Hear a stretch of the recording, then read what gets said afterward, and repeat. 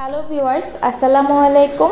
BD Sadia cooking স্টুডিওতে সবাইকে স্বাগতম জানাচ্ছি। এখন কিন্তু প্রচণ্ড গরম পড়ছে, আর এই গরমে যে কোনো রকমের জুস খেতেই কিন্তু আমাদের খুব ভালো লাগে। আজকে আমি আপনাদের তৈরি করে দেখাবো তরমুজের জুস, আর অবশ্যই এটা ব্লেন্ডার ছাড়া।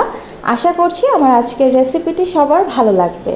তাহলে চলুন দেখে নিচ্ছি কিভাবে তরমুজের জুসটি সহজেই তৈরি করা যায়।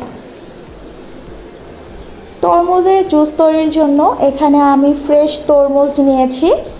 আপনারা যতটুকু জুস করতে চান সেই পরিমাণে তরমুজ নিয়ে নেবেন। যেহেতু বলেছি ব্লেন্ডার ছাড়া করব, সেজন্য এখানে একটা বাটির উপরে আমি ছাঁকনি দিয়েছি। এখন আমি তরমুজ নিয়ে ছাঁকনির ভেতরে খুব ভালোভাবে একটুখানি ঘষে নেব। এতে করে কিন্তু তরমুজের ফ্রেশ রসটা বের হবে, আর বিচি বা আঁশ যেটা থাকে ওটা খুব সহজেই আলাদা হয়ে যাবে। দেখতে পাচ্ছেন খুব সহজেই কিন্তু তরমুজ থেকে রসটা বের হয়ে যাচ্ছে। এটা বের করা কিন্তু একেবারেই কষ্টকর কাজ না। আর যে কোনো ফলের রস ব্লেন্ডারে ব্লেন্ড না করে এরকমভাবে যদি একটু কষ্ট করে রসটা আলাদা করে নেওয়া হয়, তাহলে সেটা খেতেও কিন্তু অনেক বেশি ভালো লাগে। যথেষ্ট পরিমাণে ভালোভাবে রস বের হয়ে যাচ্ছে। আমি সবগুলো এভাবে বের করে নিচ্ছি। সম্পূর্ণ রসটা আমি এখানে আলাদা করে নিয়েছি। আর এখন আমি এখানে দিয়ে দিচ্ছি কালো গোলমরিচ গুঁড়ো 1 চিমটি পরিমাণে। আপনারা অবশ্যই এখানে কালো গোলমরিচ গুঁড়োটা দেওয়ার চেষ্টা করবেন, তাহলে খেতে কিন্তু অনেক ভালো লাগবে।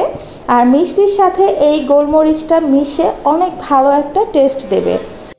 এবার দিচ্ছি 1/2 চামচ পরিমাণে বিট লবণ।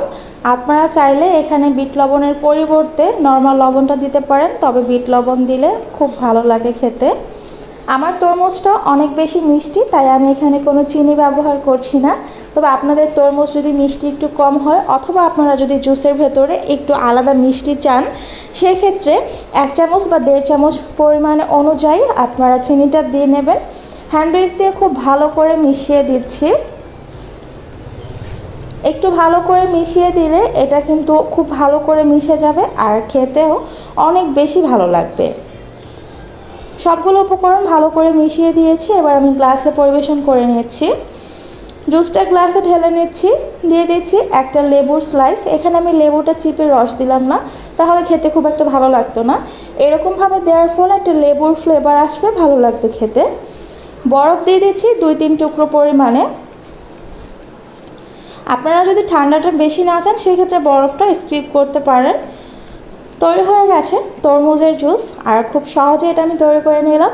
আশা করছি সবার ভালো লাগছে। ভালো লেগে থাকলে কিন্তু অবশ্যই লাইক দিতে ভুলে যাবেন না। আবার চলে আসবো নতুন কোনো রেসিপি নিয়ে। সেই পর্যন্ত সবাই ভালো থাকবেন। আল্লাহ হাফেজ।